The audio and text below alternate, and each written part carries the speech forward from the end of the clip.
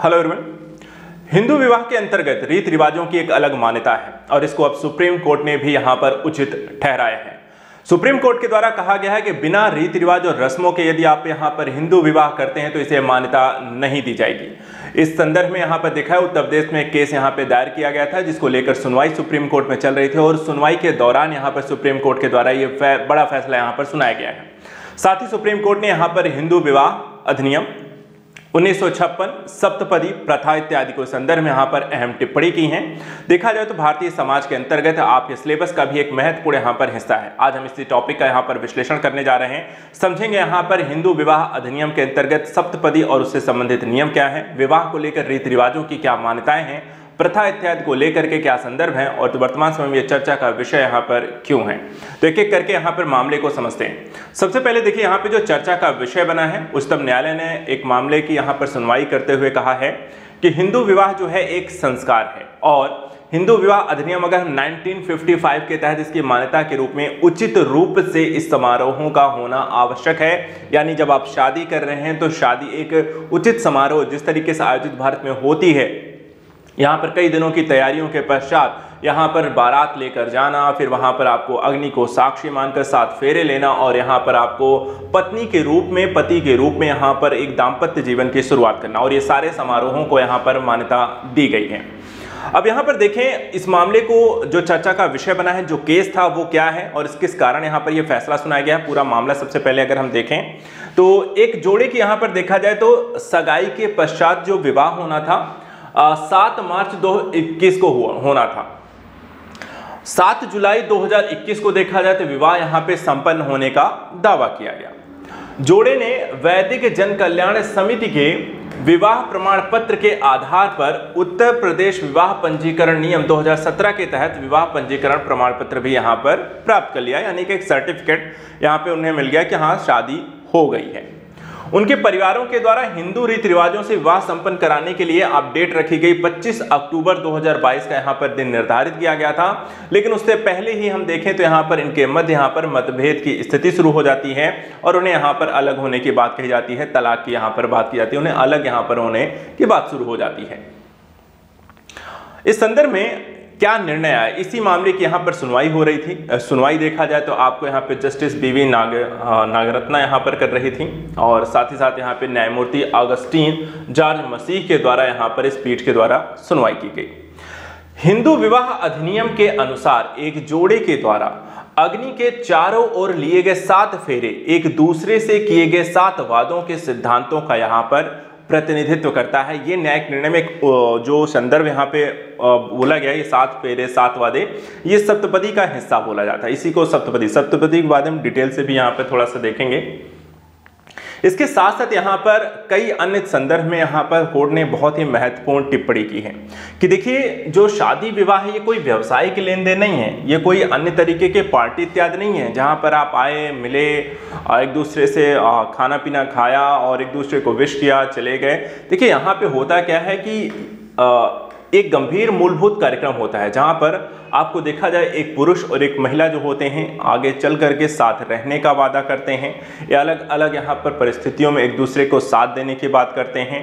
साथ ही भविष्य में देखा जाए तो एक विकसित परिवार के रूप में, पति पत्नी के रूप में और आगे बच्चे की यहाँ पे प्लानिंग करते हैं, फैमिली को बढ़ाने की यहाँ पर आपको बात करते हैं, एक समुदाय कुटुंब की यहाँ पर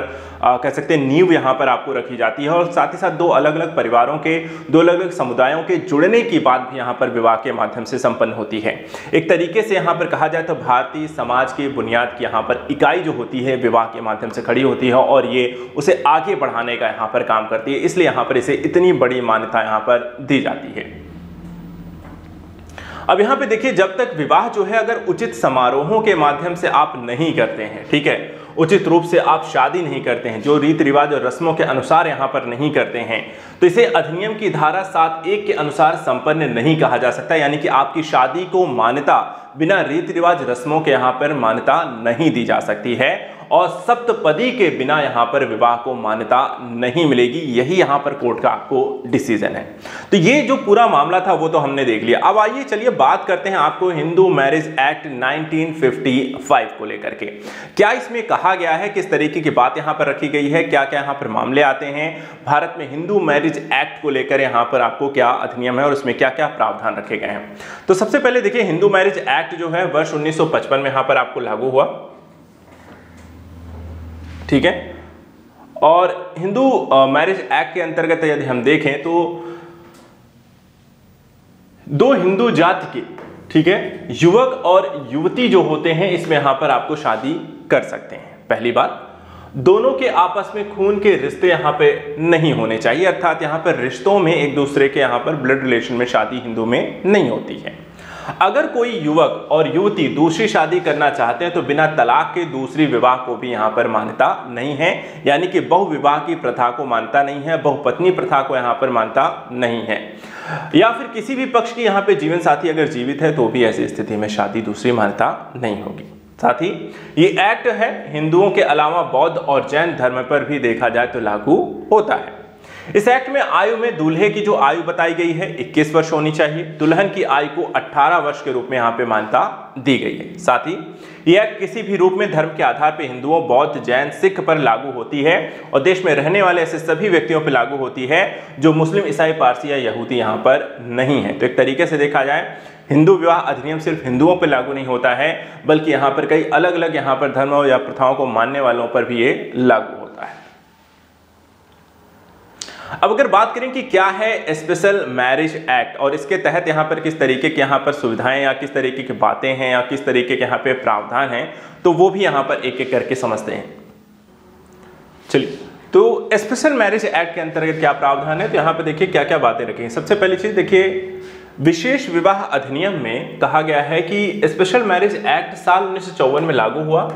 और इसके तहत एक ये ऐसे कानून के रूप में इसे लागू किया गया है जिसके तहत भारत का जो संविधान है दो अलग अलग जाति धर्म के लोगों के विवाह करने की यहाँ पर अनुमति देता है। जैसे कि आपने देखा होगा हिंदू मुस्लिम से शादी कर लेते हैं, मुस्लिम आपको हिंदुओं से करते हैं, या फिर बौद्ध, सिख, जैन इत्यादि में अलग अलग धर्मों को मानने वाले लोग एक दूसरे के साथ यहाँ पे शादी करते हैं। ऐसी स्थिति में किस तरीके के अधिनियम को या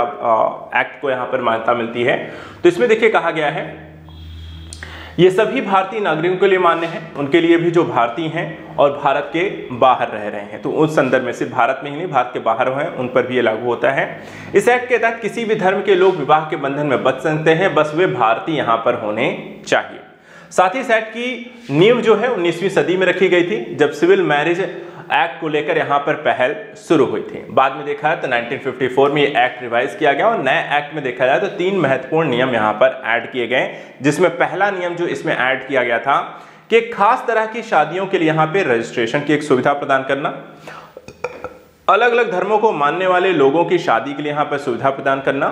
और शादी के बाद तलाक की भी सुविधा यहाँ पे प्रदान करना। तो यहाँ पर एक तरीके से स्पेशल मैरिज एक्ट जो है वो अलग अलग धर्मों के लोगों को शादी करने, साथ रहने और तलाक चाहते हैं तो उसकी सुविधा यहाँ पर आपको प्रदान करता है। अब वापस आते हैं जो सप्तपदी की यहाँ पर बात की गई है और साथ ही हिंदू अधिनियम की धारा 7 जिसका उल्लेख यहाँ पे निर्णय में किया गया है उसको भी यहाँ पे देख लीजिए। देखिए यहाँ पे हिंदू विवाह अधिनियम की अगर आप धारा 7 को देखें तो इसमें सप्तपदी का उल्लेख किया गया है, जिसमें कहा गया है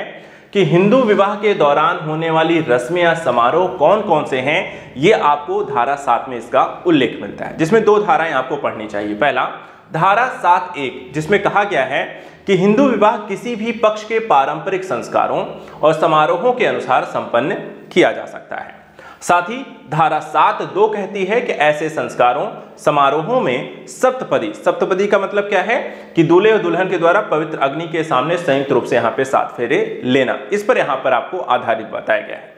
साथ ही 7वां कदम जो है उठाने के साथ ही विवाह पूर्ण हो जाएगा और बाध्यकारी हो जाएगा और उसे शादी के रूप में मान्यता मिल जाती है।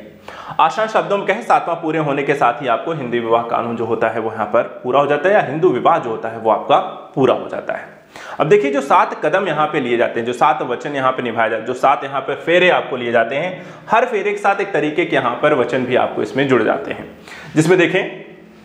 हमारे खुशियों और दुख को साझा करना, एक दूसरे का यहाँ पे सम्मान करना है, हमारे बच्चों को यहाँ पर देखभाल करने का वचन इसमें शामिल है, जीवन भर दोस्त बने रहना, हमारे धन को संरक्षित करना, हमेशा एक साथ रहना, एक दूसरे के आगे बढ़ने के लिए यहाँ पर एक दूसरे का साथ देना। तो इस तरीके के 7 अलग अलग वचन जो हैं यहाँ पर आपको इस अग्नि को साक्षी मानकर जब आप यहाँ पर फेरे लेते हैं तो उसके साथ आपको जुड़ता जाता है। अंतिम तौर पे देखिए सप्तपदी पर क्या हिंदू विवाह कानून जो है क्या कहता है उसको भी थोड़ा सा यहाँ पर और समझ लेते हैं। सबसे पहले अगर हम देखें हिंदू विवाह अधिनियम के संदर्भ में यहाँ पर जो बातें स्पष्ट की गई हैं कि किस प्रथा का पालन करने पर हिंदू विवाह को मान्यता मिल सकती है, और हिंदू मैरिज एक्ट ये कहता है कि यह सप्तपदी है जिसका पालन करने के बाद ही हिंदू विवाह संपन्न या संभव माना जाएगा। यानी कि हिंदू विवाह में जब आप शादी करते हैं उस शादी को मान्यता तभी मिलती है जब आप यहाँ पे सप्तपदी यानी कि 7 वचन या जो 7 फेरे आप लेते हैं तभी यहाँ पर उसे संपन्न माना जाएगा, तभी सप्तपदी के तहत हिंदू विवाह पूर्ण होगा। यह अधिनियम का नियम आपको 7 कहता है जिसमें हिंदू विवाह के लिए कुछ कर्मकांडों की बात की गई, जिसमें पहला है कि हिंदू विवाह उसके पक्षकारों में से किसी भी रूढ़िगत रीतियों कर्मकांडों के अनुसार यहाँ पे किया जा सकता है। दूसरा, जहां ऐसी रीति रिवाजों कर्मकांड के अंतर्गत सप्तपदी मतलब वर और वधू अग्नि के 7 फेरे यहां पर लेते हैं, वहां विवाह पूर्ण और वैध तभी होता है जब 7वां फेरा यहां पर लिया जाएगा, उससे पहले नहीं। बात करें यहां पर अंतिम रूप से कि 7 का महत्व क्या है, जो 7 संख्या है इसकी इंपॉर्टेंस यहां पे क्या है, तो हिंदू शास्त्रों के अनुसार कहा जाता है कि जो पृथ्वी है पाई जाने वाली सभी महत्वपूर्ण वस्तुओं की संख्या 7 मानी गई है। जैसे एग्जांपल वाइज देखें, 7 सुर, इंद्रधनुष में देखा जाए तो आपको 7 रंग हैं, 7 तारे हैं, 7 महासागर, 7 ऋषि, 7 दिन, 7 चक्र, मनुष्य की 7 क्रियाएं। इसी कारण वैदिक और पौराणिक मान्यताओं में देखा जाए तो 7 को अंक को शुभ माना जाता है, और इसी ध्यान को रखते हुए विवाह के दौरान भी देखा जाए तो आपको 7 फेरे लेने की आपको मान्यता है। हिंदू धर्म में शादी करने वाले 7 जन्मों का बंधन भी माना जाता है, और वर वधू के 7वां फेरा लेने के बाद सप्तपदी की प्रक्रिया पूर्ण होती है। 7 फेरे के साथ ही वर वधू जो होते हैं पति पत्नी बन जाते हैं, और एक तरीके से आपको शादी या जो हिंदू विवाह के अंतर्गत है वहां पर आपको 7 फेरे लेने के दौरान शरीर मन आत्मा के साथ 7 फेरे लेते हैं, शादी पूर्ण हो जाती है, आगे चल करके यहाँ पे साथ रहने का वादा करते हैं। तो ये है हिंदू विवाह अधिनियम के तहत सप्तपदी। तो फिलहाल आज के सेशन में इतना ही। नेक्स्ट वीडियो में ऐसी ही कुछ और इंपॉर्टेंट जानकारियों के साथ हम आपके साथ जुड़े रहेंगे। लगातार आप हमारे साथ जुड़े रहिए। आज के लिए इतना ही। Thank you so much and good luck.